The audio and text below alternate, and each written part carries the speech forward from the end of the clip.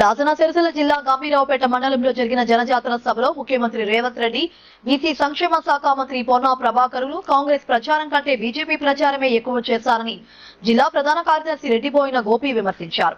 గంభీరావుపేట మండల కేంద్రంలో మీడియా సమావేశంలో ఆయన మాట్లాడారు. జనజాతర సభలో ముఖ్యమంత్రి గాడిద గుట్టును చూపించి కేంద్ర ప్రభుత్వం గాడిద గుట్టు ఇచ్చిందని ఆ సభలో ప్రచారం చేయడం విడ్డూరంగా ఉందని పేర్కొన్నారు. ఢిల్లీకి వెళ్లి ప్రధానమంత్రిని కలిసి గాడిద గుట్టు అడిగారు కాబట్టే కేంద్రం గాడిద గుట్టు ఇచ్చి ఉంటుందని ఎద్దేవా చేశారు. రాహుల్ గాంధీ ప్రచారంతో బీజేపీ ఘన విజయం సాధిస్తోందని ఎద్దేవా చేశారు. కరీంనగర్ నియోజకవర్గంలో బండి సంజయ్ కుమార్ 2 లక్షల భారీ మెజారిటీతో గెలవబోతున్నాడని ఆశాభావం వ్యక్తం చేశారు. గుర్తిస్తూ ఉన్నారు. వాళ్ళు చెప్పిన హామీలు లేవు. 2500 లేవు, తులం బంగారం లేదు, 2 లక్షల మాఫీ లేదు, 4000 పెన్షన్ లేదు. దాని గురించి మాట్లాడారు. మేము కొట్లాట కోసం ఇచ్చిన బస్సులను చూడండి, 200 యూనిట్ల కరెంటును చూడండి. ఎవరైనా చేయగలుగుతారు. అది మీరు ఏం చేసిరని అడుగుతున్నాం. ఈరోజు కరీంనగర్ లో గెలవలేని పరిస్థితిలో ఉన్న పొన్నం ప్రభాకర్ గారు హుస్నాబాద్ వాస్తవ్యులుగా పోయి అక్కడ పోటీ చేసి గెలిచే ప్రయత్నం చేసింది.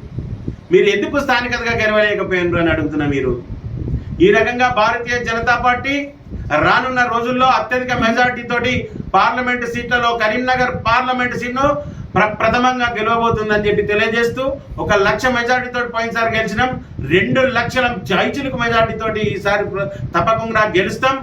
ఏం మాట్లాడినా మతపరమైన రిజర్వేషన్లు అంటున్నారు, మతాల చిచ్చు పెడుతున్నారు అంటున్నారు. అయ్యా మేము రామ మందిరం కట్టినామని చెప్పుకుంటున్నాం, బాజాబ్తా కట్టినాం. మిమ్మల్ని రావడానికి ఎవరు అడ్డుపడతలేరు. మీకు మా పట్ల చిత్తశుద్ధి ఉంటే, హిందువుల పట్ల చిత్తశుద్ధి ఉంటే అక్షింతలను రేషన్ బియ్యం అన్న నిన్ను అయోధ్యకు రాకుండా మేము ఆపలేము. నీకేమైనా చిత్తశుద్ధి ఉంటే నువ్వు అయోధ్యకు రా అని చెప్పి చెప్తున్నాం. ఓటు బ్యాంకు రాజకీయం కోసం, ఒక మతాల సంతుష్టీకరణ కోసం, వాటి కోసం మీరు దేవునికి దూరం అవుతున్నారు. సాటుకు దేవుళ్ళను మీరు పూజిస్తున్నారు. మరి దీన్ని ప్రజలందరూ గమనిస్తున్నారు. కనుక ఇటువంటి అవాకులు చవాకులు వాడితే, అరగుండు బొడగుండు అని మాట్లాడితే 3 ఫీట్ల ముఖ్యమంత్రి నీకు ప్రజలు గుణపాఠం చెప్తారు. రానున్న రోజుల్లో ఏదో అడ్డిమారి గుద్ది దెబ్బలో మళ్ళీ కేంద్రంలో ప్రభుత్వం వస్తుంది అనుకోవడం పొరపాటు. సాక్షాత్తు క్షేత్రస్థాయిలో నీకు ఓటేసినందుకు ప్రజలు ఎంత శిక్షణ అనుభవిస్తుందన్నది మీరు గుర్తించాలి. ప్రజలందరికీ తెలుస్తుంది. కాబట్టి భారతీయ జనతా పార్టీ అత్యధిక మెజార్టీతో కరీంనగర్ సీటు గెలవబోతుంది. రాష్ట్రంలో 12 సీట్ల కంటే ఎక్కువ గెలవబోతుంది. కేంద్రంలో 400 సీట్లతోటి అధికారంలోకి రాగబోతుంది. వచ్చిన తర్వాత భారతీయ జనతా పార్టీ కమలం పువ్వు గుర్తుకే. సిరిసిల్ల నియోజకవర్గంలో జరిగిన జనజాతర సభలో మన 3 ఫీట్ల ముఖ్యమంత్రి మరియు బీసీ సంక్షేమ శాఖ మంత్రి పొన్నం ప్రభాకర్ గారు వాళ్ళ ప్రచారానికంటే ఎక్కువ మా బండి సంజయ్ కుమార్ గారి ప్రచారమే ఎక్కువ చేసింది.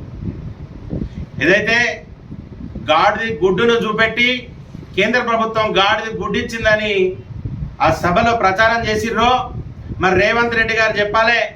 మీరు ఢిల్లీ వెళ్ళారు ప్రభుత్వం ఏర్పాటు చేసిన తర్వాత. మరి ఢిల్లీ వెళ్ళి ప్రధానమంత్రి గారిని కలిసి మరి మీరు గాడిది గుడ్డి అడిగినట్టున్నారు. అందుకే వారు గాడిది గుడ్డిచ్చింది. మీరు ఏది అడిగితే అది ఇవ్వడానికి, పెద్దన్న పాత్ర పోషించడానికి కేంద్ర ప్రభుత్వంలో ఉన్న నరేంద్ర మోడీ గారి ప్రభుత్వం పెద్దన్న పాత్ర పోషిస్తుంది. వారి దగ్గర నుండి కావాల్సిన వనరులు తీసుకోవాలని చెప్పిన మీరే ఈరోజు గాడిది గుడ్డిచ్చిందంటే మరి మీరు అది అడిగి ఉంటారని చెప్పి మా యొక్క ఆలోచన.